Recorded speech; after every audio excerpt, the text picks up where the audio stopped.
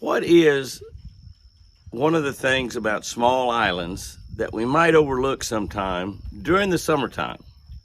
This is a tricky one right here. I bet nobody figures out where my crazy mind's going.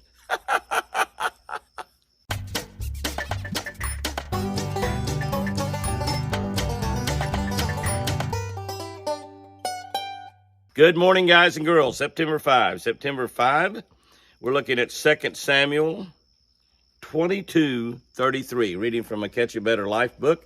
You can get this Catch a Better Life book just about any place that books are sold, including in Bass Pro Shop, Cabela's, and Hobby Lobby. Some places that you might not know that books are sold, and you get it, of course, at jimmyhouston.com.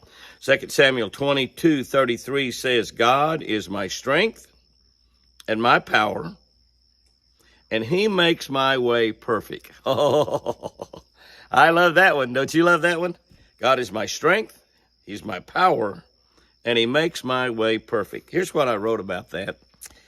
Today's young fishermen are fantastic. They're absolutely incredible. Their skill and their knowledge. They start tournament competition in high school, and they just get better and better. Many of them go on, fish all the way through college.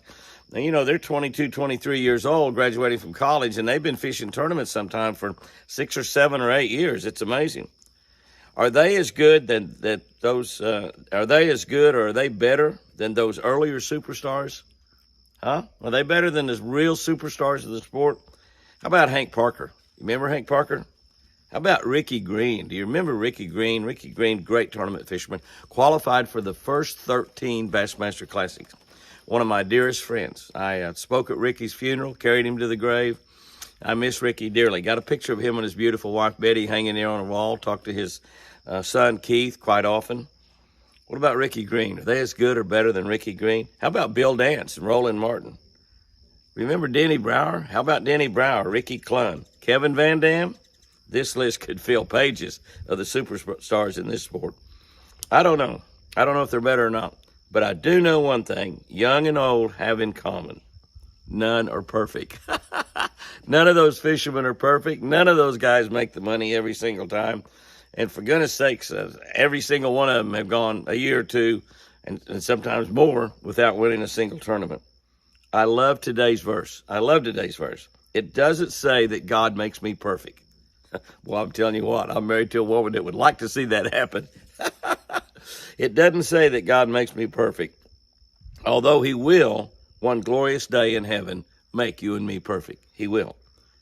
He makes my way perfect. That's a big difference. He makes my way perfect, this path through life that I'm traveling on. He makes that way perfect. God's strength and God's power are available to you and me. They're available to you and me today, tomorrow, as long as we're alive on this earth. He is keeping me safe in an evil world. He's putting me with the right people at the right times. God is healing me when I'm sick, and he's directing my decisions and much, much more. You know, I've been in several big cities this year. I've been in several really huge cities, and I've done a lot of walking around in the cities. And can I tell you, I can't help but think about all the bad stuff that's happening in a lot of the big cities in America. And I've walked sometimes from where I was staying in a hotel, maybe down to where I was working, sometimes walk a mile, going there that morning, going back that afternoon or night. And I watch all around me all the time. And another thing, in most of those big cities, I'm not packing. I'm unarmed. Most of the time as I travel around the country, I'm packing, I'm armed. But in most of those big cities, I'm not, because a lot of them don't even allow you to have a gun. But God is directing everything that I do. God is working to make your way and to make my way perfect right now. As I'm standing here this morning, watching the wildlife run around on Twin Eagle Lake, God is working on my behalf to make my way perfect. Whatever I'll be doing the rest of the day, tomorrow, next week, next month, God is working on my behalf. God's working on your behalf as well. Isn't that amazing that we serve a God like that? It's absolutely wonderful.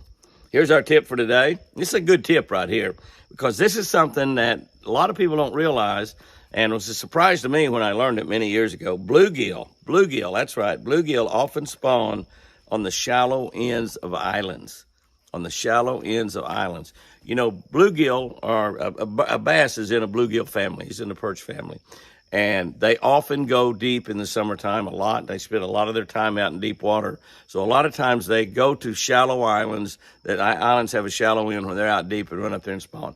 Bluegill will spawn all summer long. They don't just spawn in the springtime. They'll spawn all summer long.